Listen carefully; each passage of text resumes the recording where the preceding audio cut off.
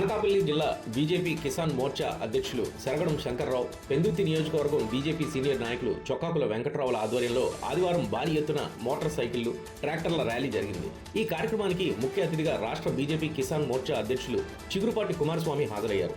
Sabbavaram sub registrar కార్యాలయం నుంచి ప్రారంభమైన బీజేపీ కార్యకర్తలు, నేతలు, రైతులు, ఉపాధి హామీ పథకం లబ్ధిదారులు ర్యాలీ ఆరిపాక చెరుకు కాట వరకు కొనసాగింది. ఇక్కడ ఏర్పాటు చేసిన సభలో రాష్ట్ర బీజేపీ కిసాన్ మోర్చా అధ్యక్షులు చిగురుపాటి కుమారస్వామి మాట్లాడుతూ మహాత్మా గాంధీ జాతీయ గ్రామీణ ఉపాధి పథకంలో మహాత్మా గాంధీ పేరు తీసేశారని, బీజేపీ మీద కాంగ్రెస్, కమ్యూనిస్టు పార్టీలు దుష్ప్రచారం చేస్తున్నారని పేర్కొన్నారు. వాస్తవానికి ఇది నిజం కాదని, భారతీయులు మహాత్మా గాంధీని జాతిపితగా పిలవటమే గొప్ప బిరుదు అన్నారు. అలాంటి గాంధీజీ కూడా చనిపోయేటప్పుడు హే రామ్ అంటూ ప్రాణాలు వదిలేయడని నినాదాన్ని ఆదర్శంగా తీసుకొని ఆ ఉపాధి హామీ పథకానికి విబి రామ్జీ పథకంగా బీజేపీ ప్రభుత్వం పేరు మార్చిందన్నారు. అంతేకాకుండా గతంలో ప్రభుత్వాలు కేవలం 100 రోజులు పని కల్పిస్తే తమ బీజేపీ ప్రభుత్వం 125 రోజులు అదనంగా పని కల్పించడంతో పాటు రోజువారీ వేతనాన్ని 307 రూపాయలకు పెంచిందన్నారు. ఆ వాస్తవాలు మార్చి రాష్ట్ర కాంగ్రెస్ పార్టీ అధ్యక్షురాలు షర్మిల సైతం ఉపాధి హామీ పథకంతో మహాత్మా గాంధీ పేరు తీసేశారంటూ ప్రచారానికి బయలుదేరుతున్నారని గుర్తు చేశారు. నిజానికి ఈ పథకంలో అవినీతి, అక్రమాలు ఎక్కువయ్యాయని తమ కేంద్ర ప్రభుత్వం దర్యాప్తులో తేలిందన్నారు. క్షేత్రస్థాయిలో ఈ పథకానికి కేంద్ర ప్రభుత్వం విడుదల చేసే నిధుల్లో తప్పుడు లెక్కలు చూపించి నిధుల కుంభకోణానికి పాల్పడుతున్నారని తేలిందన్నారు. పేదలందరూ స్వాగతం చెప్పినందుకు హృదయపూర్వకంగా మీ అందరికి కూడా ధన్యవాదాలు తెలియజేస్తున్నాను. మిత్రులారా, మీకు తెలిసిన విషయం, నరేంద్ర మోడీ గారి గురించి చాలామంది మిత్రులు చెప్పారు. ఈ పథకం గురించి ఆలోచన చేసినప్పుడు గతంలో 100 రోజులు ఉండేది. 100 రోజుల నుంచి దీన్ని 125 రోజులకి పెంచారు. ఈ విషయం 125 రోజులు పెంచితే దీన్ని కమ్యూనిస్టులు, కాంగ్రెస్ పార్టీ వాళ్ళు ఏం చెబుతున్నారంటే దీన్ని రద్దు చేయబోతున్నారు అంటున్నారు. మీరు అనుకోవచ్చు, ఎందుకు పెంచారు? ఈ ప్రభుత్వం అనేక సంవత్సరాల నుంచి 100 రోజులే ఉంది కదా, 25 రోజులు ఎందుకు పెంచాల్సింది వచ్చిందనేది. రద్దు చేసేవాడు పెంచడు, తగ్గిస్తాడు. కానీ ఈ విషయం కాంగ్రెస్, కమ్యూనిస్టులకి అర్థం కాదు. ఎందుకంటే నరేంద్ర మోడీ గారి విషయం ఆలోచన చేసినప్పుడు పేదరికంలో పుట్టినవాడు, పేదల కడుపున పుట్టినవాడు. ఇందాక మిత్రులు చెప్పారు, ఒక టీ దుకాణం అమ్ముకునే తండ్రి, తల్లి కడుపున పుట్టి మనకలాగా మన గ్రామంలో ఉండే ఒక టీ దుకాణం పనులు లేవనే ఆలోచనతో ఉందని ఇవాళ. ఎందుకంటే ఇంతకు ముందు ఉండేది వ్యవసాయ పనులు సమయంలోనే చెరువు పని కూడా ఉండేది. ఇవాళ రైతు కూలీలకి సమస్యలు వచ్చింది మన గ్రామాల్లో. ఎందుకంటే రైతుల ఆలోచన ఏదంటే ఇవాళే మనం పొలం కోత కోస్తున్నాం, కుప్పేస్తున్నాం, ఈ పనుల్లోని చెరువు పనుల పేరు మీద వెళ్తున్నారనే ఉద్దేశంతో రైతు కూలీలకు గ్యాప్ వచ్చేది.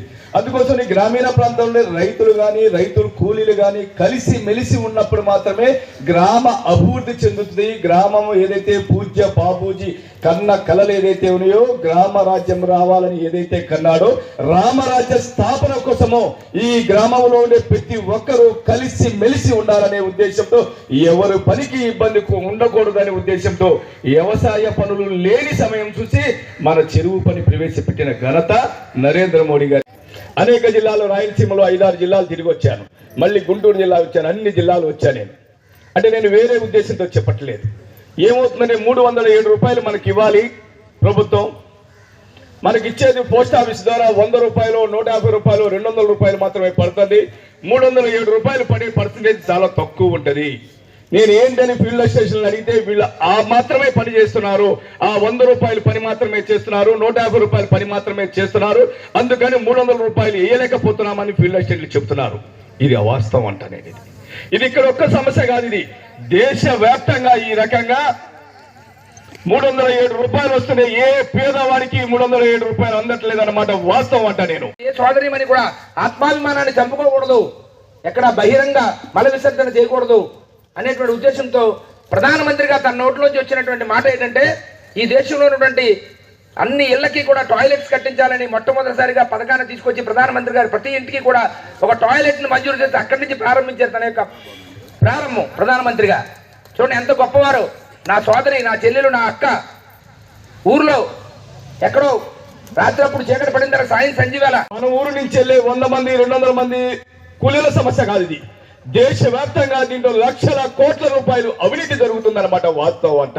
కింద నుంచి పైదాకా దీన్ని లంచాల ఊబిలో మునిగిపోయింది ఈ స్కీమ్ అంట. నేను లక్షల కోట్ల రూపాయలు మన గ్రామానికి ఎంత వచ్చిందో చెప్పండి. ఎంత డబ్బులు వచ్చినాయమ్మా? ఏది రికార్డు ఉందో చేయండి. ఈ గ్రామానికి ఎంత వచ్చినాయి డబ్బులు? కానీ మీకెంత ఇస్తున్నారు చెప్పండి, వాస్తవాలు చెప్పండి, ఏమి ఇబ్బంది ఏమి ఉండదు. మీకు ఎంత పడుతుంది? సరే మీరు చెప్పలేకపోతే నేనే చెప్తా, కంగారు పడబాకండి. ఎందుకంటే నేను అనేక జిల్లాలు 200 సంతోషం. కానీ అనేక జిల్లాల్లో నేను పర్యటన చేసి వచ్చా.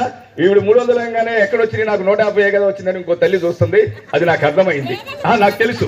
తర్వాత ఆలోచించి చర్చించుకుందరు కానీ మీరంతా. దీనికి ఏమవుతుందంటే రెగ్యులర్ గా జరిగే పనిలో ఒక 10 మందో 15 మంది ఏంటంటారే, మా ఆయనకు ఒంట్లో బాగాలేదు, మా పిల్ల కంటానికి వచ్చింది, నాకు కడుపులు నొప్పుకుంది, నేను పనిలోకి రాలేనంటారు. ఈ 10-15 మంది రాలేనప్పటికీ రావాల్సిన 100 మంది కూడా ఇక్కడ బుక్ లో రాసి ఉంటుంది. ఎంట్రీ చేసిన పోస్ట్ ఆఫీస్ నుంచి ఏ రకంగా వస్తున్నాయి, ఏ రకంగా డ్రా చేస్తున్నారనే విషయం ఎవరికి తెలియదు. ఇది అంటే వీరి గురించి నేను